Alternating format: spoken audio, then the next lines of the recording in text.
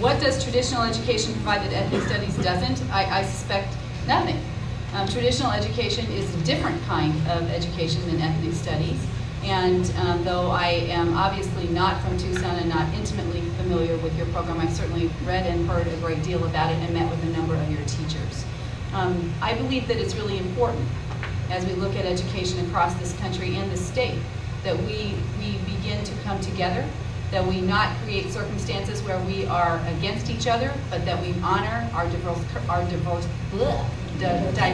cultures, and that we really get serious about the notion that this is a country of individuals who come together for common good, not people that should be using our education system to divide and conquer different populations of individuals. It is very important in Arizona now, specifically, with the kind of political environment we are in, that we send a message to all of our children and our families that everyone is welcome in our public schools, and that all of our education system should be welcoming to all different kinds of cultures and diverse needs. Thank you. John. Well, I'll talk about, when I was growing up, I talked about reading a lot. My mom took us to the library every week, and I read about our founding fathers, Benjamin Franklin in particular. He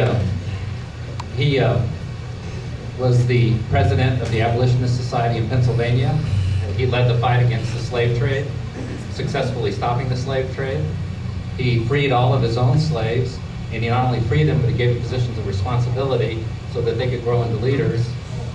He also, out of his own pocket, helped build the very first schools for African Americans in this country. And the distinct signal which we are receiving is that our founding fathers are being trashed in the ethnic studies classes. Come on.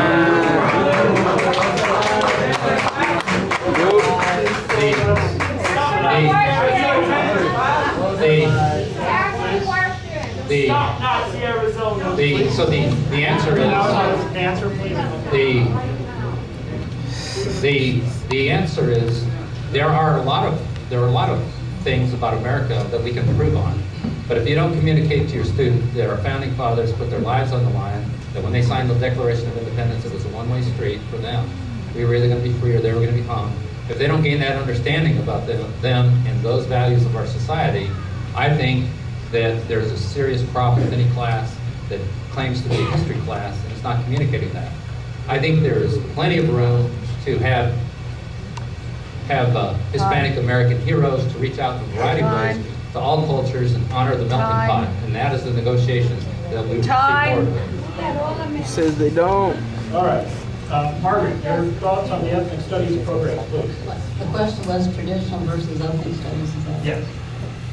Well, as a high school principal for 10 years and a teacher for 13 years and going through the public school system, I believe I've received a great education in Bisbee, sitting in classes with many students from different backgrounds. And first and foremost, I don't think it's healthy for us to segregate students based on ethnicity. Number one. Number two, I also think that we need to have the course, U.S. history or whatever the course is, and teach all of our students about the contributions of all of our ethnic backgrounds in the United States and in Arizona. And not, and Okay, let's have some respect out here, folks. Freedom of speech! I've always believed out of many one, and I believe that all students deserve a quality education and that we all need to work together to see the good of individuals instead of looking at the color or the language we speak. And this is what I think needs to happen in our education. Not what it's about. What color or our skin or our language that we speak, but it is by individuals that we look at each other.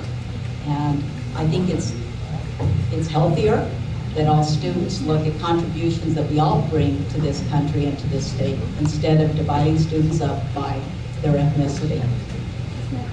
And this is why I believe that the ethnic studies should have its place maybe at the university, but not in the K-12 system.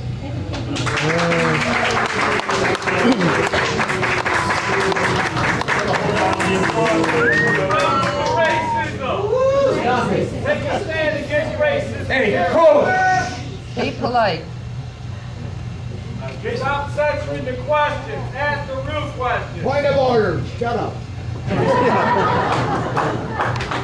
Yeah, I think it's important to know where everyone stands, and I want to emphasize that when the bill was introduced and now that it's a law, that I've never supported it and will continue to be opposed to the ban. I think it's, in my opinion, simply put, a form of censorship, and I think instead of censoring material, we should be wanting our children to be able to be critical thinkers, to be exposed to different points of view, different types of information, because we live in a pluralistic society and a democracy. If we're going to be graduating children from our school system to be able to be full participants in that democracy, we need to teach them how to critically think about issues, to not be afraid to engage in discussion and debate on issues.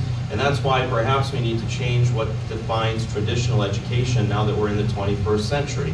How are we ensuring we give a well-rounded education to all of our children? There shouldn't be an either or. There's nothing wrong with making sure that we have programs like ethnic studies in place while still prioritizing civics and history. In fact, I would challenge all of the legislators that constantly say that this type of program causes children to think in an un-American way, that how about you stand up for the elimination of civics education in our schools, which has happened as a result of prioritizing the Ames test. In a recent study by the Civics Education Department at ASU, it showed 70% of our social studies teachers in K-8 were being told not to teach history because they need to focus on the Ames test. So it's time that we stop scoring political points and start talking about the real issues and standing up for what our kids need.